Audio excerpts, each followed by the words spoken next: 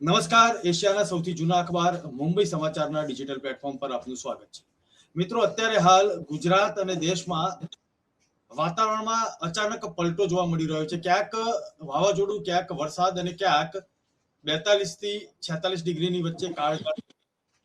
આવનારા સમયમાં ગુજરાતના માથે કેવી ગરમી પડશે અને ચોમાસું કેવું રહેશે, ખેડૂતોએ શું ધ્યાન રાખવું તે જાણવાનો પ્રયત્ન કરીશું. જાણીતા હવામાન નિષ્ણાંત પરેશ ગોસ્વામી મારી સાથે જોડાયેલા છે. પરેશભાઈ, સ્વાગત છે આપનું. જી નમસ્કાર.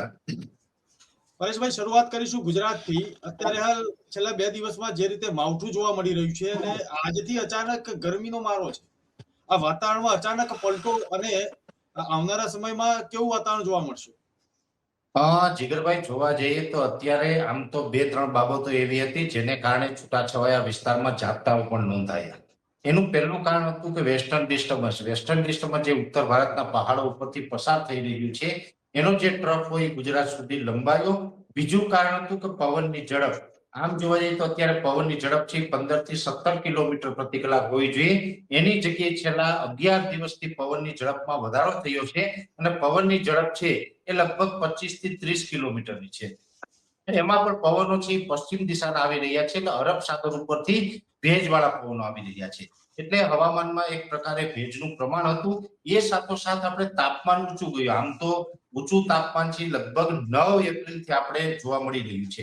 9 એપ્રિલથી સતત આપણે હીટવેવ નો રાઉન્ડ ચાલુ છે. એમાં વચ્ચે ક્યાંય હીટ ડોમ પણ બન્યા હતા અને હવે આ મે મહિનામાં પણ હજુ સતત તાપમાન ઊંચું જઈ રહ્યું છે. હવે આ ઊંચું તાપમાન હોય એટલે ઊંચા તાપમાનને કારણે હવાઓ પાતળી થઈને ઉપર ઉઠે છે. સમજવું એ છે કે આ સમય દરમિયાન આપે પ્રી મોન્સૂન એક્ટિવિટીનો પણ ઉલ્લેખ કર્યો. આ જે પ્રી મોન્સૂન એક્ટિવિટી છે તેની શરૂઆત કેવી રીતે થતી હોય છે? દર્શકોને સમજાવવું છે કે પ્રી મોન્સૂન એક્ટિવિટી ચોમાસા પહેલા કેટલો ફાયદો કરે, નુકસાન કરે અને ખેડૂતો માટે ખાસ કરીને કેટલું ધ્યાન રાખવાનું? જો પહેલી વાત તો એ છે કે ખેડૂતોને પ્રી મોન્સૂન એક્ટિવિટીમાં ઘણી વખત નુકસાન થતું હોય. જે વરસાદી ઝાપટા પડે તો જે ઉનાળુ પાક ખેડૂતનો હોય અડદ, મગ, તલ, મગફળી વગેરે, એમાં થોડુંક નુકસાન થાય. આંબાના બગીચાઓ છે એમાં અત્યારે કેરીનું ફ્લાવરિંગ લાગેલું હોય તો એ કેરીના પાકને પણ નુકસાન થાય. એટલે ખેડૂતોને ચોક્કસ તેમાં નુકસાન જતું હોય છે. પણ પ્રી મોન્સૂન એક્ટિવિટી થવાનું કારણ છે કે અત્યારે જો સમુદ્રી સપાટી છે એ ચોમાસા માટે તૈયાર થઈ રહી હોય. એટલે અત્યારે જે પ્રશાંત મહાસાગરથી જે પવનો ચાલુ થાય છે એ પછી આપણા બંગાળની ખાડી, હિન્દ મહાસાગર અને અરબ સાગર સુધી એની અસરો આવતી હોય છે. અને આપણા ભારત દેશની અંદર જ્યારે ચોમાસાની શરૂઆત થાય એટલે સૌ પ્રથમ તો 15 મે આસપાસ ચોમાસું અંદમાન નિકોબાર ટાપુ ઉપર પહોંચતું હોય છે. ત્યાંથી પછી ચોમાસું આગળ ચાલે એટલે જે ચોમાસું જે આગળ ચાલતું જાય સમુદ્રી સપાટી પર ભેજનું પ્રમાણ વધતું જતું હોય. અને સ્વાભાવિક રીતે જ્યારે ભેજનું પ્રમાણ વધે, પશ્ચિમના પવનો હોય એટલે ગુજરાત તરફ, મહારાષ્ટ્ર તરફ, એ દરિયાકાંઠાના તમામ રાજ્યો તરફ એ ભેજ છે આવતા હોય અને ઊંચા તાપમાનને કારણે લોકલ સિસ્ટમો બંધાય અને પ્રી મોન્સૂન એક્ટિવિટી ની શરૂઆત થતી હોય છે. હવે એ પણ અંદમાન નિકોબાર ટાપુ પર 15 મે આસપાસ ચોમાસું પહોંચે પછી એ પવનો છે એ હિન્દ મહાસાગર અને અરબ સાગરને વચ્ચે થઈ અને મડાગાસ્કર ટાપુ સુધી જાય આફ્રિકાના. ત્યાંથી જ્યારે ચોમાસાના પવનો ટર્ન લાગી અને કેરળમાં આવે એટલે કેરળમાં ચોમાસુના જ્યારે પવનો પહોંચે છે એ નૈઋત્ય દિશા તરફથી આવે, કેમ કે મડાગાસ્કર ટાપુથી રાઉન્ડ મારીને આવે છે એટલે આપણે એને નૈઋત્યનું ચોમાસું કહીએ છીએ. હવે ચોમાસું છે એના પણ ક્રાઇટેરિયા છે, કેમ કે પ્રી મોન્સૂન એક્ટિવિટી મેં આપને જણાવ્યું કે જેવી રીતે સમુદ્રની અંદર ભેજ હોય છે, સિસ્ટમ બનવાનું ચાલુ થઈ જાય એ ભેજ અને તાપમાનને કારણે ઝાપટાઓ પડે છે એ પ્રી મોન્સૂન એક્ટિવિટી છે. પણ જ્યારે કેરળમાં ચોમાસું આવશે તો એના પણ અમુક ક્રાઇટેરિયા નક્કી કરેલા છે, જે આઈએમડી એટલે કે ઇન્ડિયન મેટિયોરોલોજી ડિપાર્ટમેન્ટ દ્વારા નક્કી કરવામાં આવેલા ક્રાઇટેરિયા છે. પહેલો ક્રાઇટેરિયો એ કે ત્યાં ટોટલ 14 સેન્ટર છે કેરળની અંદર. જે વેધરના 14 સ્ટેશન ગણવામાં આવે છે એમાં કોચી, તિરુવનંતપુરમ, તિરુવલનેલી, રામેશ્વરમ વગેરે, આ જે એર્ણાકુલમ છે, આ બધા 14 સેન્ટરમાંથી 50% કરતા વધારે સેન્ટરમાં સતત 2 દિવસ સુધી 2 મિલીમીટર કરતા વધારે વરસાદ પડવો જોઈએ. પહેલો ક્રાઇટેરિયો એ. બીજો ક્રાઇટેરિયો છે કે ત્યાં પશ્ચિમ દિશાના પવનો દરિયાકાંઠે ફૂંકાવા જોઈએ. કેરળના દરિયાકાંઠે પવનની ઝડપ છે એ 35 કિલોમીટર પ્રતિ કલાક હોવી જોઈએ. આ બીજો ક્રાઇટેરિયો. 35 કિલોમીટરની ઝડપ હોય, જો પશ્ચિમના પવન ન હોય તો પણ એ ક્રાઇટેરિયો અધૂરો કહેવાય. વરસાદ ગમે એટલો પડે તો પણ કેરળમાં ચોમાસાની શરૂઆત થઈ આવી જાહેરાત ન થાય. ત્રીજો ક્રાઇટેરિયો છે એ છે ઓએલઆર, એટલે કે ઓએલઆર નું ફૂલ ફોર્મ થાય out going long wave radiation.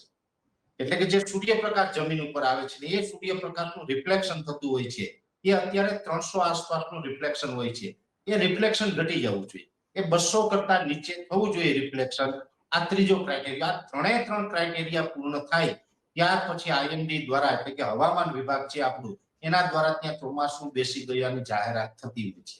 એટલે આ વર્ષે કદાચ બની શકે કે 1 જૂન સામાન્ય તારીખ છે કેરળની અંદર ચોમાસું પહોંચવાની. કદાચ એવું બની શકે કે 2-3 દિવસ વહેલું ચોમાસું ત્યાં પહોંચી જશે. આ ત્રણેય ક્રાઇટેરિયા છે એ 2-3 દિવસ વહેલા ત્યાં પૂર્ણ થઈ જશે અને ચોમાસું ધીમે ધીમે આગળ ચાલશે. પણ જરૂરી નથી કે કેરળમાં ચોમાસું વહેલું પહોંચે તો ગુજરાતમાં વહેલું પહોંચે. ભૂતકાળમાં પણ ઘણી વખત એવું બનેલું છે કે કેરળમાં સમય કરતા વહેલું આવે અને ગુજરાતમાં સમય આવે. આ વખતે કદાચ મોન્સૂન બ્રેક કન્ડિશન સર્જાશે. મહારાષ્ટ્ર સુધી સમય કરતા ચોમાસું વહેલું ચાલશે અને મહારાષ્ટ્રમાં આવીને મોન્સૂન બ્રેક કન્ડિશન જોવા મળશે.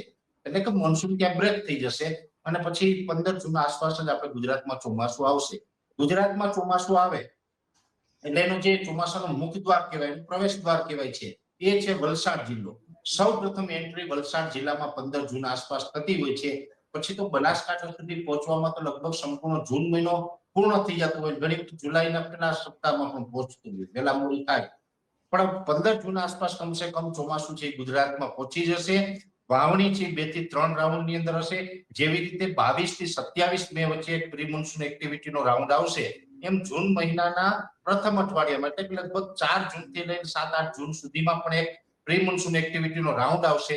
15 જૂન આસપાસ જે વરસાદ થશે ચોમાસાનો એ પછી છૂટાછવાયા અમુક સીમિત વિસ્તારમાં છે, એ સાર્વત્રિક નહીં હોય. બીજો રાઉન્ડ જૂનમાં કદાચ આવી શકે 22 થી 27 જૂન. એમાં લગભગ સૌરાષ્ટ્ર, મધ્ય ગુજરાત, દક્ષિણ ગુજરાતના તમામ વિસ્તારને આવરી લે અને જુલાઈ મહિનાના પ્રથમ અઠવાડિયામાં ઓલ ઓવર ગુજરાતમાં ચોમાસું ફરી વળે એમ 3 રાઉન્ડની અંદર ચોમાસું ગુજરાતમાં આગળ વધે અને એ પ્રકારે ચોમાસું આગળ વધવાનું છે. જોકે આ વર્ષે અલ્નીનોનો પ્રભાવ પણ જોવા મળશે. અલ્નીનો એટલે કે લગભગ ઘણા બધા મિત્રોએ અલ્નીનોની વાત સાંભળતાની સાથે જ ક્યાંય ને ક્યાંય ખેડૂતોમાં ચિંતા પણ છે કે અલ્નીનો જ્યારે પણ હોય ત્યારે ચોમાસું નબળું થાય. અલ્નીનો એટલે કે જીગરભાઈ પ્રશાંત મહાસાગરનું તાપમાન છે, જેનું પૂર્વ સાઈડનો જે પ્રશાંત મહાસાગર છે એ તાપમાન નોર્મલ કરતા ઊંચું જાય, જેને આપણે અલ્નીનો કહીએ છીએ. પણ જો પશ્ચિમ છેડે તાપમાન ઊંચું જાય તો એને લા નીના કહેવાય છે. એટલે આ વર્ષે કદાચ અલ્નીનો સક્રિય થશે, છતાં પણ ગુજરાતના ચોમાસામાં બહુ વાંધો નહીં આવે. ઠીક છે કે ભારત દેશ લેવલે કદાચ અલ્નીનોનો પ્રભાવ આવશે, જેમાં બંગાળની ખાડી કાંઠે આવેલા રાજ્યો અને ઉત્તર ભારતના જે રાજ્યો છે એમાં કદાચ નોર્મલ કરતા ચોમાસું નબળું થાય અને ગુજરાત, મહારાષ્ટ્ર, કેરળ, કર્ણાટક, કોંકણ, ગોવા આમાં ચોમાસું નોર્મલ આસપાસ થશે. કેમ કે અરબ સાગર કાંઠે આવેલા રાજ્યો છે એમાં ચોમાસું નબળું ન થવાનું એક જ કારણ છે કે અલ્નીનો સક્રિય થશે છતાં પણ આઈઓડી છે પોઝિટિવ રહેવાનો છે. આઈઓડી એટલે કે ઇન્ડિયન ઓશન ડેપોલ. ઇન્ડિયન ઓશન ડેપોલ છે એટલે કે હિન્દ મહાસાગરનું તાપમાન છે એ ફેવરેબલ કન્ડિશનમાં રહેશે, જેથી કરીને જે અરબ સાગરની અંદર વરસાદી સિસ્ટમો બનતી હોય એ એક પછી એક સિસ્ટમો બનવાનું ચાલુ રહે અને આપણે સારા વરસાદો થાય. આ એક વાત ચોક્કસ છે કે આ વર્ષે કદાચ એવું બની શકે કે છેલ્લા 2-3 વર્ષથી એવું બનતું હતું કે અરબ સાગરમાં ઓછી સિસ્ટમ બને ને બંગાળની ખાડીમાં વધારે બને. આ વર્ષે એ વસ્તુ આખી ઉલટી થઈ જવાની છે. અરબ સાગરમાં મધ્યમ સારી સિસ્ટમો બનતી રહેશે, બંગાળની ખાડીમાં ઓછી સિસ્ટમો બને આ વર્ષ દરમિયાન ચોમાસામાં, એવી શક્યતા અમે વધારે માની. જી પરેશભાઈ, એક વાત એ પણ સમજવી છે કે જ્યારે ચોમાસું સક્રિય થતું હોય છે ત્યારે તેની નજીકમાં સાયક્લોન પણ ધીરે ધીરે સક્રિય થતા હોય છે. આ વખતે કોઈ વાવાઝોડાની અથવા તો ગુજરાતના દરિયાકાંઠે કોઈ વાવાઝોડાની શક્યતા ખરી આવનારા સમયમાં? ચોક્કસ એટલું કહી શકાય કે 15 મે થી લઈ અને 15-20 જૂન સુધીનો જે સમયગાળો છે જીગરભાઈ, એમાં કદાચ કોઈ સાયક્લોન બની શકે, બંગાળની ખાડીમાં અથવા અરબ સાગરમાં બની શકે એવી શક્યતાઓ ચોક્કસથી છે. એનું કારણ છે કે કોઈ પણ જે સિસ્ટમ હોય છે, ચોમાસાની શરૂઆત થાય એટલે વરસાદની સિસ્ટમો બનવાનું ચાલુ થાય. કોઈ પણ સિસ્ટમ જ્યારે પ્રથમ એનું જે મૂળ સ્વરૂપ હોય છે જેને કહેવામાં આવે છે સાયક્લોનિક સર્ક્યુલેશન, એ સાયક્લોનિક સર્ક્યુલેશન હોય એને જેટલું ઊંચું તાપમાન મળે એ સિસ્ટમ વધારે સ્ટ્રોંગ થાય છે. તાપમાન છે એક એનર્જી પૂરું પાડે છે વરસાદની સિસ્ટમને. હવે સાયક્લોન ક્યારે બને તો કે જ્યારે સમુદ્રી તાપમાન છે 29 ડિગ્રી અથવા એનાથી વધારે હોય. તો જો સમુદ્રી તાપમાન 29 ડિગ્રી કરતા ઓછું હોય તો સાયક્લોન ના બને. હવે વરસાદી સિસ્ટમ હોય જેમાં સાયક્લોનિક સર્ક્યુલેશન બને, એને ઊંચું તાપમાન મળે તો એ સિસ્ટમ છે એ લો પ્રેશર બને છે. લો પ્રેશર ને ઊંચું તાપમાન મળે તો એ વેલમાર્ક લો પ્રેશર બને. વેલમાર્ક લો પ્રેશર મજબૂત થાય તો એ ડિપ્રેશન બને, અને ડિપ્રેશન ને પણ સતત ઊંચું તાપમાન મળે તો એ ડીપ ડિપ્રેશન મળે. એટલે હવે આ ડીપ ડિપ્રેશન થી લઈને જે સાયક્લોનિક સર્ક્યુલેશન સુધીના જે 5 સ્ટેપ છે આને વરસાદી સિસ્ટમ કહેવામાં આવે. અમે જ્યારે એક વેધર એક્સપર્ટ તરીકે વરસાદી સિસ્ટમનો ઉલ્લેખ કરતા હોય કે ભાઈ કોઈ જગ્યાએ વરસાદી સિસ્ટમ છે તો આ 5 માંથી કોઈ એક સ્વરૂપની અંદર તો ચોક્કસથી હોય છે, કેમ કે આ 5 સ્ટેપ છે એના. હવે આ 5 સ્ટેપ પાર કરીને એનાથી પણ જો વધારે મજબૂત થાય, જ્યારે ડીપ ડિપ્રેશન છે ટોપની કેટેગરી છે. ડીપ ડિપ્રેશનને પણ જો સતત ઊંચું તાપમાન મળે અને થોડીક એ સિસ્ટમ દરિયાકાંઠાથી દૂર હોય, એટલે કે કમસે કમ 400 કિલોમીટર કરતા ડીપ સીમાં હોય, તો ત્યાં ઊંચું તાપમાન અને ડીપ સીમાં હોય તો એ ડીપ ડિપ્રેશન ઓર સ્ટ્રોંગ બને અને એ સાયક્લોનિક સ્ટ્રોમ બને, જેને આપણે ગુજરાતીમાં વાવાઝોડું કહીએ. ઠીક છે કે વાવાઝોડાને પછી અલગ અલગ સ્ટેપ હોય. સાયક્લોનિક સ્ટ્રોમ છે, પછી સિવિયર સાયક્લોન છે, વેરી સિવિયર સાયક્લોન છે, એક્સ્ટ્રીમલી સાયક્લોન છે. એ જેમ મજબૂત થતું જાય એમ એના સ્ટેપમાં એના નામ આપવામાં આવતા હોય છે. પણ આ વર્ષે પણ સમુદ્રી તાપમાનની જે આખી પેટર્ન ચાલી રહી છે, વરસાદી જે સિસ્ટમો બનવાની છે, અત્યારે એવા સંકેતો તો ચોક્કસથી આપે છે કે ભાઈ સાયક્લોનની શક્યતા છે અને આપણે નકારી ન શકાય. આપણે ભગવાનને પ્રાર્થના કરીએ કે સાયક્લોન બને જ નહીં, અને બને તો પણ દરિયામાં સમાઈએ, આપણે કમસે કમ ગુજરાત સુધી ના પહોંચે, કેમ કે સાયક્લોન હંમેશા ક્યારેય કોઈ રાજ્યના કે કોઈ દેશના હિતમાં હોતું નથી. પણ આ તો કુદરતી છે, આપણે ભગવાનને પ્રાર્થના કરીએ કે આવું ન થાય, પણ શક્યતા ચોક્કસ છે જીગરભાઈ, આને નકારી શકાય એવું નથી. જી પરેશભાઈ, ગુજરાત દેશ અને દુનિયાના હવામાન વિશે આપે મુંબઈ સમાચારના દર્શક મિત્રોને ખૂબ સરસ રીતે સમજાવવાનો પ્રયત્ન કર્યો. હજી પણ આપણે સતત નજર રાખીશું. આપ અમારી સાથે જોડાયા તે બદલ હું આપનો આભાર માનું છું.